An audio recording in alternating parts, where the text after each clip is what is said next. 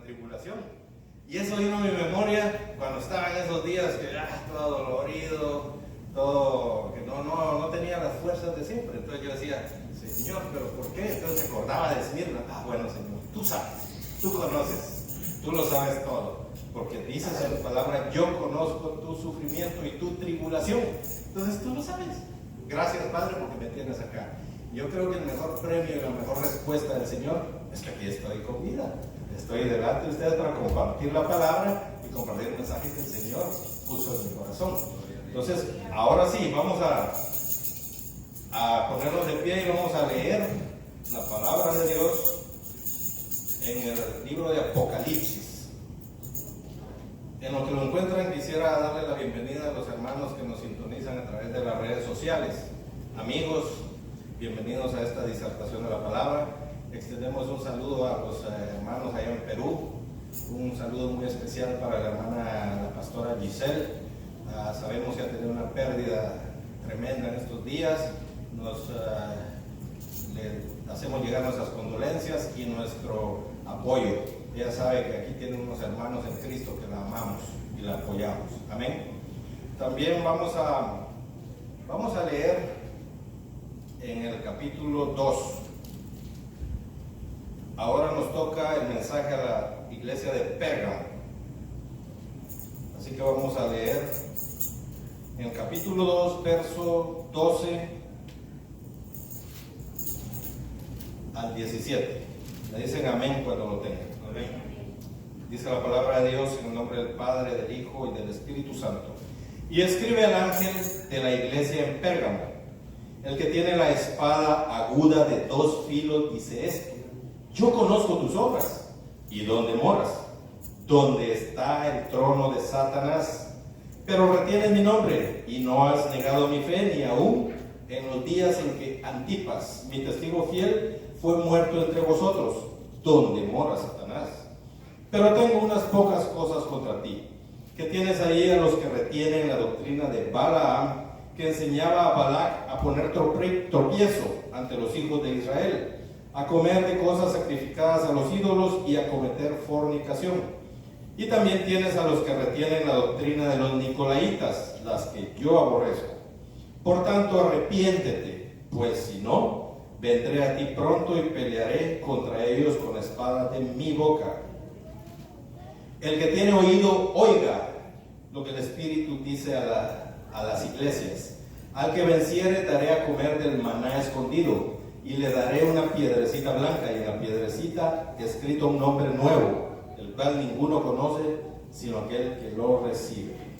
Padre, gracias te damos, Señor, por este momento, esta oportunidad maravillosa que nos das de discernir tu palabra, de estudiarla, de comer ese maná que tú tienes para nosotros. Ahora, Padre, yo te pido que nos des la capacidad para entender lo que tú tienes para nosotros.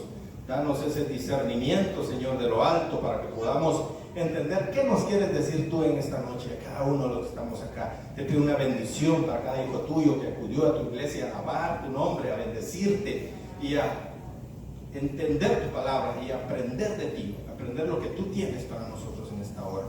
Limpiamos, Señor, los ambientes en el nombre de Jesús. Proclamamos tu grandeza, Señor, y tu misericordia a favor nuestro. Tú has sido fiel, hasta aquí tú nos has ayudado, Señor, y te pedimos que sigas ayudándonos y sigas peleando a favor nuestro, en el nombre de Jesús, Padre. Amén. Sí, amén. Pueden sentarse, hermanos. Aleluya. Recordemos de que la primera iglesia a la que hicimos referencia fue la iglesia de Éfeso. Y Éfeso quiere decir deseable. Esta iglesia era una iglesia poderosa en obras, una iglesia que abundaba en trabajo, que se esforzaba, que luchaba, que buscaba, pero tenía un pequeño detalle, que había perdido el primer amor. Y entonces el Señor nos instaba. De hecho, las 7 iglesias, algunas interpretaciones pretenden ubicarlas históricamente y decir, bueno, esta carta fue solo para la iglesia que existió en aquel tiempo, esta otra solo para aquella. Pero si nos ponemos a analizar, hoy en día nosotros podemos ver comportamientos y actitudes de las 7 iglesias entre nosotros. No solo en esta iglesia donde asistimos, sino también en las iglesias que nos rodean. Así como yo, que tuve la oportunidad, si alguno de ustedes estuvo asistiendo a otra iglesia, podrán dar testimonio de que algunas actitudes que vemos, las vemos en personas de otras iglesias. Entonces, no podemos decir que es una interpretación histórica únicamente, sino es una interpretación para nuestros tiempos. Y les puedo decir de que el mensaje a cada una de estas iglesias es muy actual y nosotros tenemos que prestarle mucha atención si en caso hemos caído en algún error, si tenemos que corregir algo que el Señor nos quiera decir. Entonces, recordemos el primer amor que le faltaba a la iglesia de Éfeso, que tenía que recuperar, o el mejor amor, como dicen algunas versiones. La iglesia de Esmirna quiere decir mirra, y la mirra está asociada con el sufrimiento. Entonces, y vemos que la iglesia de Esmirna tenía una peculiaridad, que al igual que la iglesia de Filadelfia, son las únicas 2 iglesias a las que el Señor no les dice, pero tengo contra ti. No, estaba pasando por sufrimiento, por tribulación la iglesia de Esmirna, y el Señor lo sabía, pero no la reprende, sino que le dice, yo estoy contigo, y el que venciere no sufrirá daño de la muerte segunda. Ese es el premio. Entonces, y como les comentaba en mi mini testimonio, de cierta manera yo viví esto lo de Esmirna, porque el estar enfermo es un poco de tribulación el que uno vive, y no solo el sentimiento que uno tiene de enfermedad, sino la preocupación de los seres queridos, en este caso nuestra hija. Nosotros le pedíamos al Señor de que Sophie, nuestra princesa, no se enfermara, y gracias a Dios no tuvo ningún síntoma de nada, y podemos decir que Dios la guardó. Entonces, y ahora que estamos sanos, que ya volvimos a la normalidad, entre comillas, ella sigue sana. Entonces podemos decir que el Señor nos escucha, en el sufrimiento el Señor escucha. Amén. Entonces, la iglesia de Esmirna es una iglesia bastante peculiar, porque muchos de nosotros hemos sido partícipes de Esmirna, y eso lo puedo decir. Yo di testimonio de la tribulación, la enfermedad que pasé. Algunos de ustedes podrán dar testimonio de algún otro tipo de tribulación que pudieron pasar, pero el Señor ha estado con nosotros, sea cual sea el tipo de tribulación. El Señor está ahí para ayudarnos. ¿Ven? Bueno, ahora Pérgamo. Comencemos. Pérgamo tenía una importancia religiosa en esa época, ya que de ahí se realizaban diferentes tipos de idolatría. Los templos dedicados a Atenea y Demeter, y la estructura más maravillosa de esa época, el enorme altar a Zeus, de unos 39 metros de largo por 36 de ancho y 12 metros de alto. Imagínense qué estructura más grande tenía ese altar. Zeus era el dios griego, recordemos. Y el gobernador Ptolomeo V de Egipto desarrolló en esa ciudad un método refinado para curtir el cuero y utilizarlo para escribir en lugar del popular papiro. El papiro era el material que se utilizaba en esa época, pero este Ptolomeo V ideó el curtir el cuero, y de ahí salió el pergamino, que fue otro material más fino en donde comenzaron a escribir. Y como provenía de la ciudad de Pérgamo, de ahí el nombre de pergamino, porque decían, bueno, vino de Pérgamo, es pergamino, de ahí tomó su nombre. Dice también que los griegos le llamaron pergamino debido al lugar de procedencia, y llegaron a tener una biblioteca importante que solo era superada por la de Alejandría. Recordemos que Alejandría tenía una importancia tal de que ahí fue donde se hizo la famosa Septuaginta, la versión de los 70, que el gobernador de esa época dice que mandó a traer 72, si no estoy mal, cuenta la historia, eruditos judíos para que tradujeran del idioma hebreo al griego la Sagrada Escritura. Hasta ese momento era el Pentateuco y los profetas. Entonces, de ahí la importancia de Pérgamo, porque le hacía competencia a la máster en bibliotecas, que era Alejandría. Bueno, dice también otro dato importante, fíjense esto les va a llamar la atención. Era el culto a Esculapio, que era otro dios pagano, a quien consideraban el dios de la sanidad. Arqueólogos del siglo XVIII encontraron enterrados lo más semejante a un hospital, pues era una estructura con varias salas y además un altar donde veneraban a Esculapio, que era representado por una serpiente.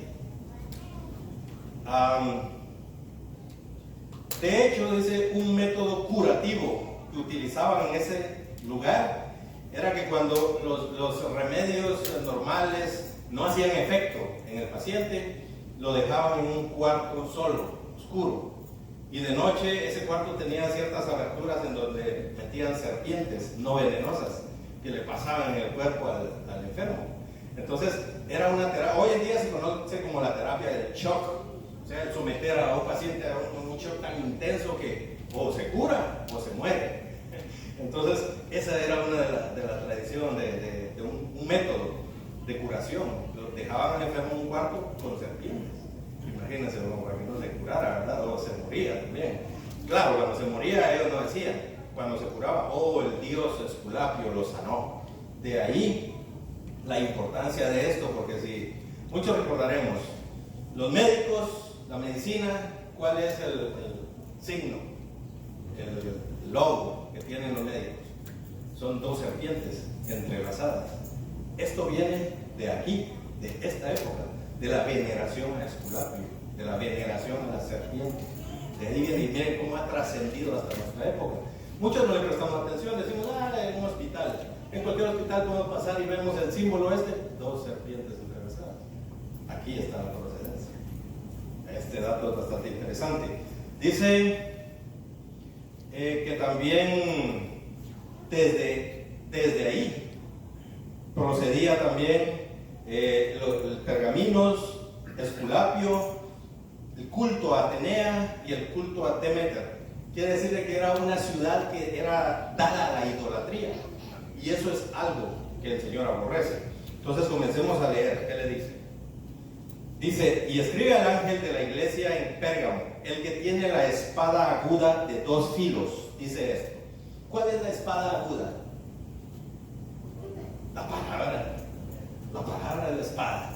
El Señor, con el poder de su palabra que sale de su boca, Él puede hacer muchas cosas. Y aquí se presenta como el poseedor de ese poder de la palabra. Dice, el que tiene la espada aguda de 2 filos.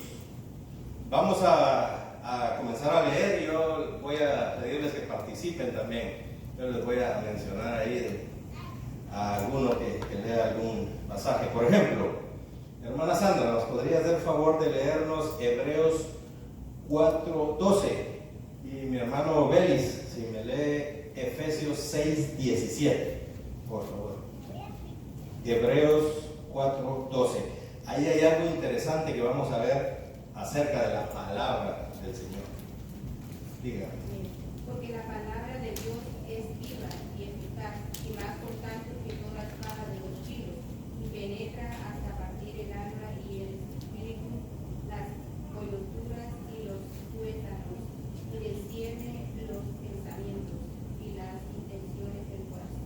Amén, gracias. ¿Qué dice? La espada de Dios es viva y eficaz y más cortante que toda espada de 2 filos. ¿Y cómo se presenta el Señor? El que tiene la espada aguda. O sea, está refiriendo a su palabra, tal como lo dijo nuestro hermano Sigi. Ahora, ¿qué dice Efesios 6:17? Hermano Vélez. Y tomar el yelmo de la salvación y la espada del Espíritu, que es la palabra de Dios.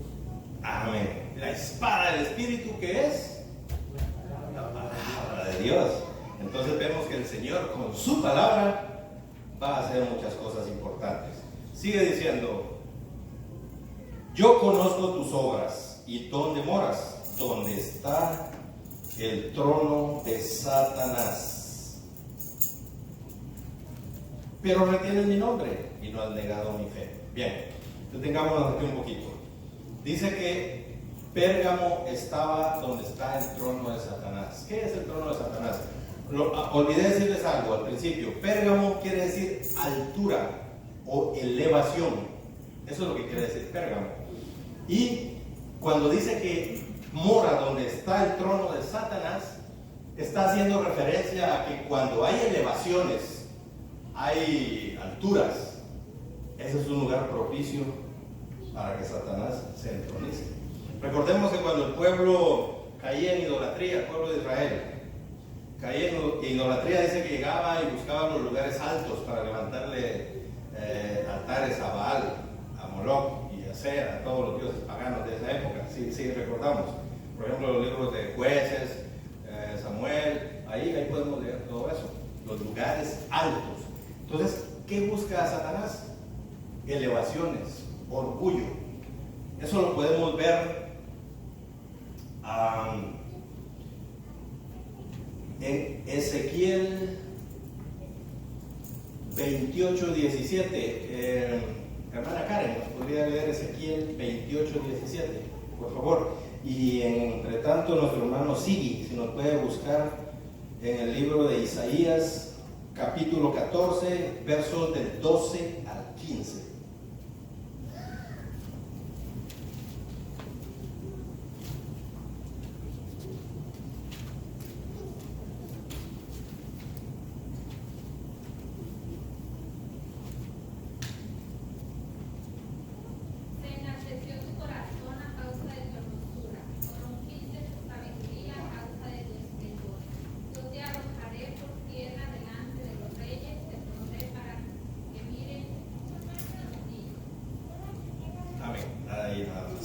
Aquí está hablando del juicio contra Satanás. Ezequiel 28, si leemos todo el capítulo, hay una parte donde dice que Satanás fue creado hermoso, los primores de los tamboriles y flautas fueron preparados para ti en el día de tu creación, dice, y fuiste perfecto, pero se enalteció tu corazón, dice el pasaje que leyó el hermano, se enalteció tu corazón a causa de tu hermosura.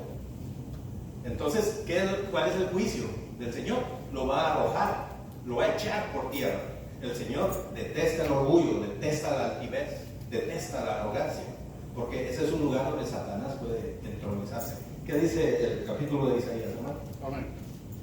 Como caíste del cielo, oh lucero, hijo de las mañanas, cortado fuiste por tierra, tú que debilitabas a las naciones, tú que decías en tu corazón, subiré al cielo en lo alto, junto a las estrellas de Dios, levantaré mi trono y en el nombre del testimonio me sentaré a los lados del norte. Sobre las alturas de las nubes subiré y seré semejante al Altísimo. Mas tú derribado eres hasta el Seol, a los lados del abismo. Amén. Gracias, hermano. Imagínense, ¿qué era lo que decía, lo que pensaba? Porque ni siquiera lo decía. Pero el Señor conoce los pensamientos. Él sabe lo que estamos pensando. Y Él supo lo que pensaba Satanás. Él dijo, subiré allá al cielo, junto a las estrellas del norte, y en el monte del testimonio me sentaré y seré semejante a la... Miren qué arrogancia la de Satanás. Pero ¿qué dice? Te arrojaré del monte del testimonio. ¿Qué dijo el Señor Jesús cuando envió a los 70 a predicar? Y venían gozosos de regreso. Señor, hasta los demonios se nos sujetan en tu nombre. Yo veía a Satanás caer del cielo como un rayo. ¿Por qué? Por la arrogancia, el orgullo, la altivez. Eso no va con el Señor. Fíjense qué dice esto, sí se los voy a leer yo. Qué contraste con lo que dice Salmo 138:6. Porque Jehová es excelso y atiende al humilde, mas al altivo mira de lejos. O sea, ¿por qué? Porque la altivez es un lugar donde Satanás puede entronizarse. ¿No han visto ustedes alguna vez a algunos personajes que llegan así arrogantes y déspotas y no saben quién soy yo, no saben con quién está tratando? Nosotros podríamos decirle, bueno, no sé quién sea usted, pero sé quién está operando detrás de usted. ¿Por qué? Porque la arrogancia y el orgullo son lugares propicios para que Satanás opere. He ahí la importancia, que cualquier altivez, cualquier muestra de orgullo, desechemos. ¿Por qué? Porque ahí mora Satanás. A eso se refiere. Y por eso Pérgamo significa lugares altos, lugares elevados. Amén. Sigamos.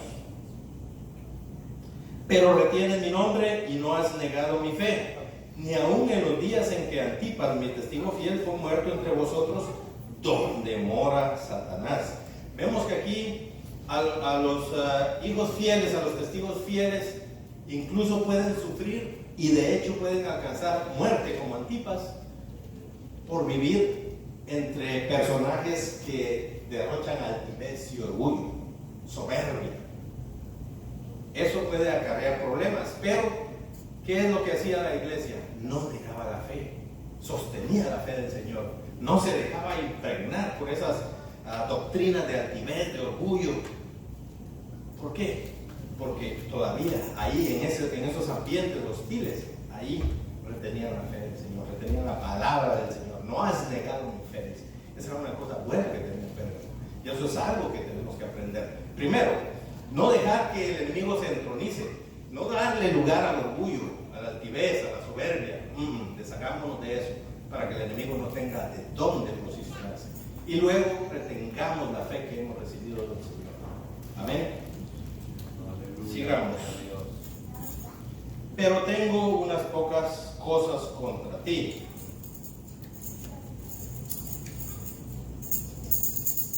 Que tienes ahí a los que retienen la doctrina de Balaam, que enseñaba a Balac a poner tropiezo ante los hijos de Israel, a comer de cosas sacrificadas a los ídolos y a cometer fornicación. Aleluya. Bueno, yo creo que todos recordamos quién era Balaam, ¿verdad? La historia se las voy a resumir porque está en el libro de Números, ocupa los capítulos 22, 23 y 24. Pero Balaam era un profeta, él era reconocido como profeta, pero cayó de cierta manera porque Balac, el rey de Moab, en esa época lo mandó a tentar, porque la historia es de que Israel iba avanzando en la tierra prometida, iba conquistando, y acampó en un lugar cerca, enfrente de Moab, y el rey de Moab de esa época, que era Balac, tuvo miedo. Entonces dijo, este pueblo me va a conquistar, me va a destruir, pero ya sé, voy a conseguir un profeta para que maldiga a ese pueblo. Y lo mandó a traer, pero aquí hay algo importante. Si leemos esos capítulos en casa, ahorita no, porque nos va a tomar mucho tiempo, pero se los resumo. Vino y mandó a unos personajes, Balac, el rey de Moab, a convencer a Balaam, el profeta, que fuera con él y le iba a dar dinero para que maldijera a Israel. Pero vino Balaam y consultó al Señor.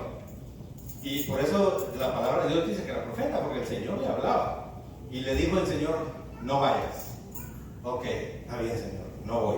Entonces salió y les dijo, miren, no voy. El Señor me prohibió, así que no voy. Y se fueron los de Moab, todos los personajes. ¿Y qué hizo Balac?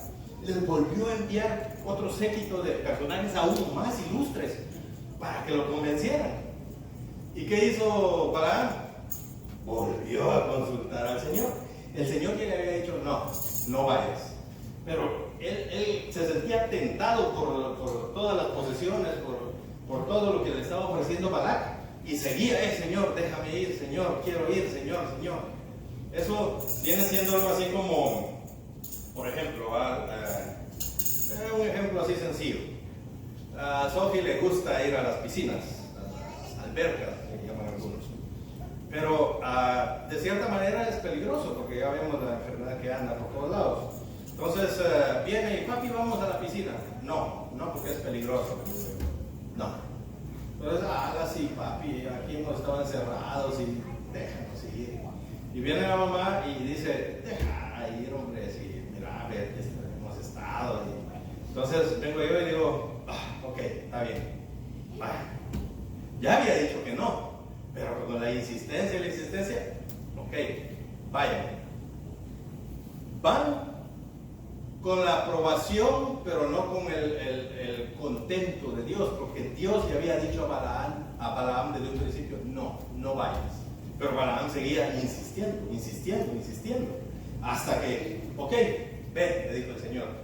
Pero pasó algo, y ahí es donde se recalca esto que les acabo de contar. A veces que cuando uno dice no, es no desde la primera, pero si sigue la insistencia y la insistencia, pues no viene al caso, porque lo que pasó después es de que cuando Balaam fue, que le dijo, ok, está bien, anda, le dijo el Señor, les apareció un ángel. Y ahí pasó el famoso caso de la asna que hablaba, de que iba en el camino y cuando la asna vio al ángel, Balaam no lo había visto, se detuvo, se apartó del camino y le prensó la pierna a Balaam en una peña, y Balaam enojado va de pegarle y comenzó el asna a hablarle. Pero no era porque el asna nada más no quería pasar, era porque el ángel del Señor estaba ahí esperando con la espada para matarlos. Entonces el Señor le abrió los ojos a Balaam y Balaam vio al ángel y le dijo, yo te dije que no fueras, y mira que si no fuera por tu asna ya estuvieras muerto. Entonces, ¿qué quiere decir todo esto? De que muchas veces nosotros como iglesia, el Señor nos habla, porque el Señor habla, por los que no sabían, el Señor habla por sueños y por profetas, el Señor habla por apóstoles, por pastores, el Señor habla.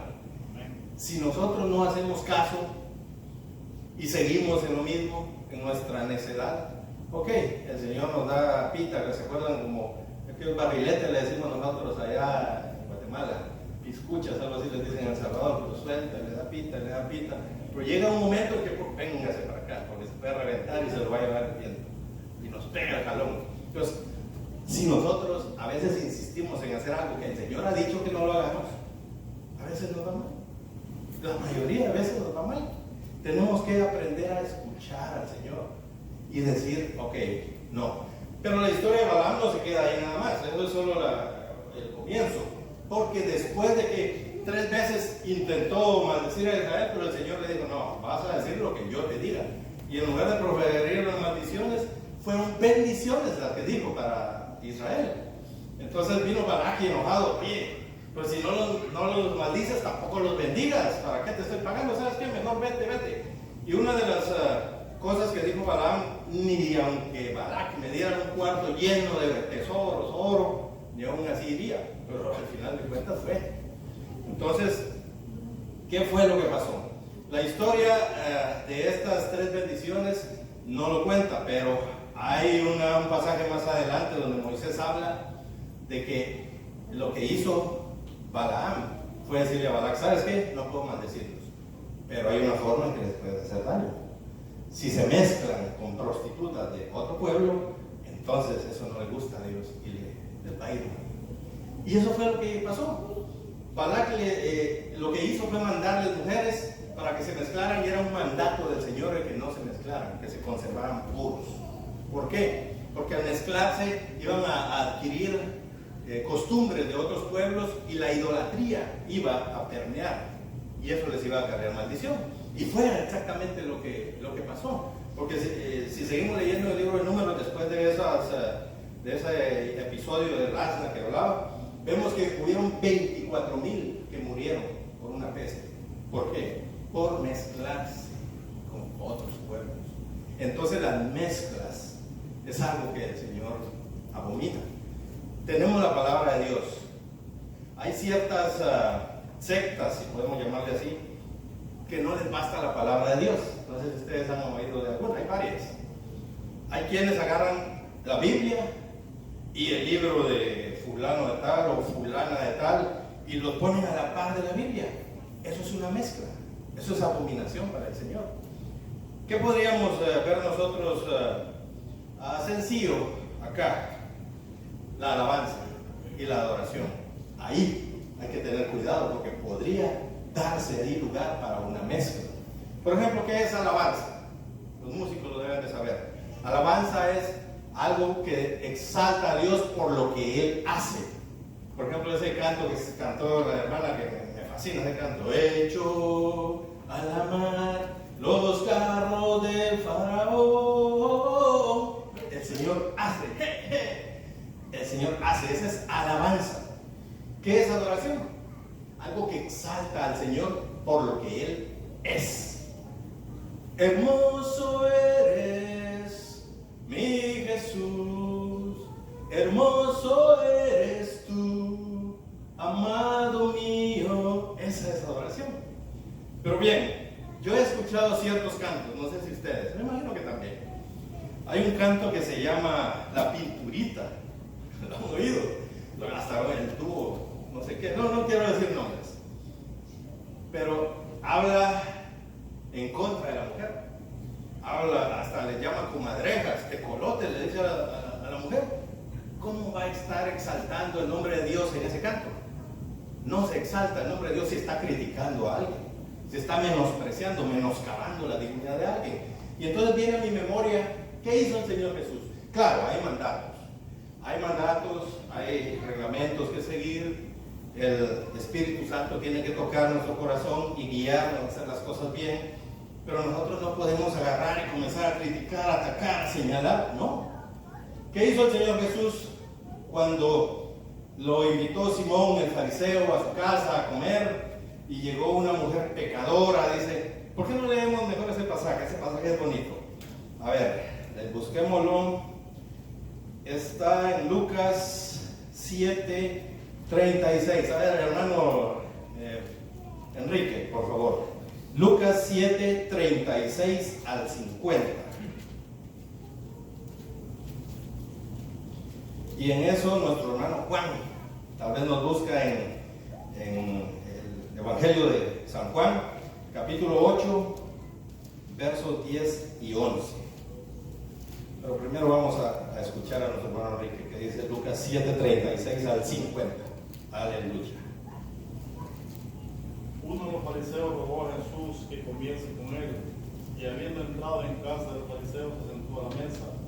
Entonces una mujer de la ciudad, que era pecadora, al saber que Jesús estaba a la mesa en casa del fariseo, trajo un frasco de alabastro con perfume, y estando detrás de él a sus pies, llorando, comenzó a regar con lágrimas sus pies, y los enjugaba con sus cabellos, y besaba sus pies, y los ungía con el perfume.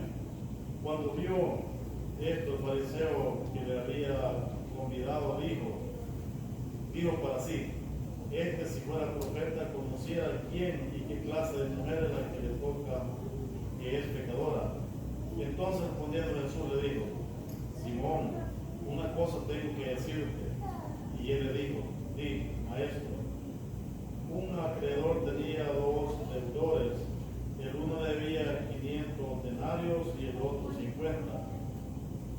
Y no teniendo ellos con qué pagar, perdonó a ambos. Y pues, ¿cuál de ellos le amará más? Respondiendo Simón dijo, pienso que aquel a quien perdonó más. Y él le dijo, rectamente has juzgado. Y vuelto a la mujer, dijo a Simón, ve esta mujer, y entré en tu casa y no me diste agua para mis pies, mas esta ha regado mis pies con lágrimas y los ha enjugado con sus cabellos. No me diste beso, mas esta desde que entré no ha cesado de besar mis pies. No ungiste mi cabeza con aceite, mas esta ha ungido con perfume mis pies. Por lo cual te digo que sus muchos pecados le son perdonados, porque amó mucho, mas aquel a quien se le perdona poco, poco ama. Y ella le dijo, tus pecados te son perdonados. Y los que estaban juntamente sentados a la mesa comenzaron a decir entre sí, ¿quién es este que también perdona pecados? Pero él dijo a la mujer, tu fe te ha salvado de paz. Aleluya. Fíjense bien, analicemos este pasaje. En esa época, la vestidura tradicional eran, ¿cuál es el nombre? Sotanas, túnicas. Esa era. Lo que diferenciaba eran los colores, claro, la forma también, pero era una túnica que usaba un hombre y una mujer. Pero habían ciertas mujeres de la vida alegre, por eso dice pecadora, que se diferenciaban con el color que usaban en la túnica. Entonces, ¿qué fue lo que dijo el Señor? Mujer, ve y cámbiate esa ropa que no es apropiada. te hace ver pecadora, ponte otra túnica, de acuerdo, de una mujer decente. No le digo eso. Le digo, ve en paz, tus pecados te son perdonados. El Señor ni siquiera acusó, ni siquiera le mencionó. Él conocía, él sabía. Nadie tenía que decirle nada porque él sabía la mente, él conocía a las personas. Sin embargo, no le recriminó. Ahora, ¿qué dice el pasaje de Juan 8, 10 y 11, hermano? Enderezándose Jesús y no viendo a nadie sino a la mujer, le dijo: mujer, ¿dónde están los que te acusaban? ¿Ninguno te condenó? Ella dijo: ninguno, Señor. Entonces Jesús le dijo: ni yo te condeno, vete y no peques más. Aleluya. Imagínense. Dice, esta historia es de una mujer sorprendida en el acto mismo, dice, del adulterio. Y fue llevada para tentar al Señor, obviamente, y la pusieron en medio. Hey, mira, la ley de Moisés dice que hay que matarla, hay que apedrearla. Claro, estaban tentando al Señor, porque si él decía, mátenla, como dice la ley de Moisés, lo podían acusar delante de Roma, porque él no tenía la potestad, entre comillas, política de ordenar la muerte de nadie. Y si él decía, no, perdónenla, déjenla, entonces decía, entonces va en contra de la ley de Moisés. Entonces lo estaban acorralando, en pocas palabras. Pero, ¿qué hacía el Señor? Dice que se agachaba, escribía en tierra, y aquello va de decirle, va de desearle, hey, ¿qué hacemos? ¿Qué hacemos? ¿Qué hacemos? Algunos dicen que lo que estaba escribiendo era mentirosos, defraudadores, ladrones, hipócritas, todos los pecados. Entonces, cuando se enderezó y les dijo, el que de vosotros esté libre de pecado, que se dejen arrojar la primera piedra. Y dice que, como estaba escribiendo todos los pecados, como él conocía que estaba escribiendo los pecados, pues acusados por su conciencia, no estoy libre de pecado. ¿Y quién puede estar libre de pecado? Nadie. Entonces, ni yo te condeno. No le digo, ajá, eres pecadora, ahora sí te las vas a ver conmigo, ahora sí te topaste con castigo en persona. No, ahí mostró gracia, mostró misericordia. Ni yo te condeno. Eso sí, vete y no peques más. Ya no sigas haciendo. ¿Te sorprendieron? Ok, arrepiéntete y no peques más. La gracia es para ti. Entonces, volvamos ahora al inicio, la pinturita. Si lo comparamos con los pasajes que leemos, no es una alabanza, ni es una adoración. Entonces, no tenemos que dar lugar a este tipo de mezcla que viene a deformar la alabanza para el Señor. Amén. Tenemos que tener mucho cuidado y mucho discernimiento para esto. Bien, ahí nos quedamos con lo de Balaam. Los Nicolaitas. Eso ya lo vimos en una clase anterior, pero vamos a resumirlo. Algunos creen que viene de Nicolás, que era un diácono y que formó su grupo y eran elitistas. Y otros dicen que no, que como la palabra Nicolás viene de una composición, de una palabra compuesta por Nikos, que es vencedor, y Laos, pueblos, el que vence sobre los pueblos. O sea, que pues lo mismo, elitismo, son grupos de poder que se quieren erigir dentro de la iglesia y menosprecian a otros, menoscaban a otros. El Señor detesta eso también. Hay otra derivación que no les mencioné, fue de que algunas de las iglesias hoy en día, algunas congregaciones dicen, siguen el famoso evangelio de la prosperidad. El que no hay que ser prósperos, que para ser bendecidos y de veras eres hijo de Dios tienes que estar, la derrota no es para ti, la derrota. Pero estamos viendo de que la iglesia de Esmirna estaba pasando por tribulación y el Señor no le recriminó nada. Al contrario, le dijo, sigue ahí guardando la fe. Vas a pasar 10 días más de tribulación, le dijo, pero sigue guardando mi palabra, mi fe, y no verás daño de la muerte segunda. Entonces, muchas veces la tribulación, y como lo vimos en ese mensaje, la tribulación trae un propósito, que es enseñarnos la gracia y el poder de Dios, que el Señor nos ama, y a pesar de las pruebas que estamos pasando, el Señor está con nosotros. Entonces, Viene la doctrina de la prosperidad y dice, no, ¿cómo está usted, hermano? Y lo saluda uno, bendecido, prosperado y en victoria. Y tal vez tiene un tsunami en casa, ¿verdad? Tal vez un maremoto acaba de pasar allá. Bendecido, prosperado y en victoria. Yo lo he escuchado. Pero, ¿y si está enfermo? ¿Estará bendecido, prosperado y en victoria? Claro, la bendición del Señor nos sigue a pesar de estar en tribulación. Yo lo puedo testificar, lo acabo de hacer. El Señor, a pesar de que yo estaba débil, me mantuvo y aquí me tiene, gracias a Dios. Pero hay que decir la verdad. Bueno, va a ser mi época difícil, pero ya el Señor me levantó. Eso es lo que dice la palabra. De hecho, hay un pasaje, este se lo voy a leer. Salmo 119, 71. David dice, bueno me es haber sido humillado para que aprenda tus estatutos. Entonces, muchas veces la humillación a nadie le gusta, obviamente. El ser humano no le gusta la corrección, y menos la humillación.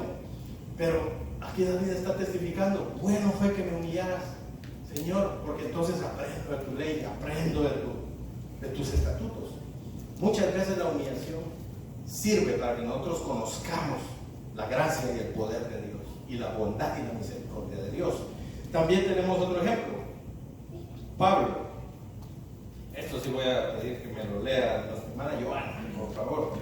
Leamos en 2 de Corintios, capítulo 12, versos 8 y 9. Aleluya. Ya me hacía falta estar entre ustedes, hermanos, así escudriñando la palabra. Qué rico se siente. Gracias a Dios. Aleluya. ¿Qué dice el pasaje? Respecto a lo cual 3 veces he rogado al Señor que lo quite de mí, y me ha dicho, bástate mi gracia, porque mi poder se perfecciona en la debilidad. Por tanto, de buena gana me gloriaré más bien en mis debilidades, para que repose sobre mí el poder de Cristo. Amén. Ahí está bien, gracias. Bueno, aquí Pablo está hablando del famoso aguijón en la carne, que no especifica cuál es, pero muchos suponen que era algún problema en sus ojos, en su vista, porque en varias de sus cartas menciona eso, de que él estuvo padeciendo de males visuales. Entonces, muchos creen que a eso se referiría en cuanto al aguijón en la carne. Y él, que había sanado a muchos, que había expulsado demonios, y estaba padeciendo de este aguijón en la carne.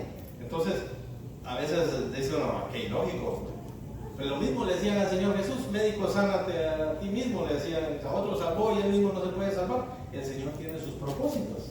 Si estamos pasando por algo, pues el Señor tiene sus propósitos y tenemos que reconocerlo, no tenemos que ocultarlo. ¿Qué dijo Pablo aquí? Me gloriaré en mis debilidades, porque en mi debilidad el Señor Jesús ahí muestra su poder. Cuando soy débil, entonces soy fuerte, decía en otro pasaje. Entonces, si viene alguien y dice, yo estoy bendecido, prosperado y en victoria, bueno, yo tengo que tener dudas. Tiene todo la vida color de rosa, no tiene ningún problema. Está difícil eso, ¿verdad? Más de algo tiene que tener, pero entonces los nicolaitas, volvemos al origen de esto. Los nicolaitas, esa es una doctrina que el Señor aborrece. Y le está diciendo allí, fíjense bien, ¿qué dice el pasaje de la palabra? Y también tienes a los que retienen la doctrina de los nicolaitas, las que yo aborrezco. El Señor aborrece la falsedad. Si estamos pasando tribulación, Señor, estoy pasando tribulación. Hermano, estoy pasando tribulación, hermano. Hermana, sí, me está yendo mal ahorita, pero ore por mí. Pídale al Señor que tenga misericordia de mí. Eso es lo que tenemos que hacer. No, ¿cómo está, hermano? Bendecida, prosperada y en victoria. Y tal vez el volcán de Pacaya, que está haciendo erupción allá en Guatemala, está en nuestra casa, ¿verdad? Pero bueno, la doctrina de los nicolaitas, algo que el Señor aborrece. Sigamos. Por tanto, arrepiéntete, pues si no, vendré a ti pronto y pelearé contra ellos con la espada de mi boca. ¿Con qué se pelea contra los que retienen doctrina de Balaam, las mezclas y los nicolaitas? Con esto, con la palabra del Señor. Esto derrota. lo que olvidé también decirles es de que los de la doctrina de Balaam normalmente son falsos profetas. Cuando viene un falso profeta y nos declara algo que va en contra de la palabra, Balaam, con la espada de la boca del Señor, se va a descubrir a los de la doctrina de Balaam. Amén. Y dice, el Señor no dice a ti, iglesia, no, a ellos los va a derrotar con la espada, va a pelear con la espada contra los nicolaitas y contra los de Balaam. Y sigue diciendo, el que tiene oído, oiga lo que el Espíritu dice a las iglesias. Al que venciere daré a comer del maná escondido. Vamos a ver primero, analicemos qué es el maná. El maná fue el alimento del cielo que el Señor les envió al pueblo cuando venían de Egipto, ¿verdad? De la esclavitud, de la cautividad. Y estaba el pueblo quejándose, no, que en Egipto teníamos esto, teníamos lo otro. Ok, ahí les va el maná. Les envió codornices también. Pero aquí está hablando de un maná escondido. Y si analizamos la escritura, hay 3 tipos de maná. El maná normal que caía del primero al 6º día. Estaba el maná, porque si guardaban ese maná para otro día, se engusanaba. Así dice la palabra, se engusanaba. Entonces tenían que agarrar solo la porción que se iba a comer ese día. El maná era como el pan. Y maná, por cierto, quiere decir, ¿qué es esto? Porque dice que cuando se levantaron en la mañana y el Señor envió, el rocío ese envió una como escarcha y cubrió el suelo. Y ¿qué es esto? ¿Qué es esto? Decía, eso quiere decir maná. ¿Qué es esto? Entonces, y estaba el segundo tipo, que era el que se recogía en el 6º día, porque el 7º día, que era reposo, no podían hacer nada. Dice que algunos cabezones, pues en el 7º día iban a buscar y no hallaron nada. Y por no hacer caso, no recogieron el 6º día. Entonces, el del 6º día era especial, porque ese no se engusanaba para el siguiente día, ese se guardaba. 2, ¿verdad? Y 3, el que está en el arca del pacto. Ven que recordemos lo que había en el arca del pacto. Estaban las tablas de la ley, las que el Señor con su dedo escribió, los 10 mandamientos. Estaba la vara de Aarón, la que reverdeció, y estaba una porción de maná. Claro, cada cosa de esta tiene su significado, y esa es otra lección. No nos vamos a meter ahorita en eso porque nos vamos a extender. Pero el maná escondido es el que está en el arca del pacto. El que hace miles de años y aún se conserva. El arca en algún momento va a salir a la luz, porque el arca, hay muchas teorías de dónde está, pero ese también es otro tema. Pero a eso se está refiriendo, al arca, al maná que está en el arca. ¿Amén? Y sigue diciendo, y le daré una piedrecita blanca, y en la piedrecita escrito un nombre nuevo, el cual ninguno conoce sino aquel que lo recibe, y obviamente el Señor también. Y esto es un grande alivio, porque a algunos no les gusta el nombre. A mí sí me gusta mi nombre, a algunos no. Entonces, ese va a ser un gran alivio porque van a recibir otro nombre. Si imagínense, si a mí no me gustara Isaías, bueno, tal vez en la piedrecita van a tener un nombre más bonito, ¿verdad? Entonces, pero el Señor es el único que sabe y el que recibe. Y eso va a ser un premio de vencedores. Amén. Vamos a ver cómo estamos de tiempo. Bueno, ya se fue. Quería entrarle algo a la iglesia de Tiatira, pero esta iglesia está bastante extensa, porque está hablando de Jezabel. Que el Señor reprenda a Jezabel, que está metida en muchos hogares, en muchas iglesias, en muchas áreas de la sociedad. Así que vamos a dejar hasta hoy el estudio de la palabra.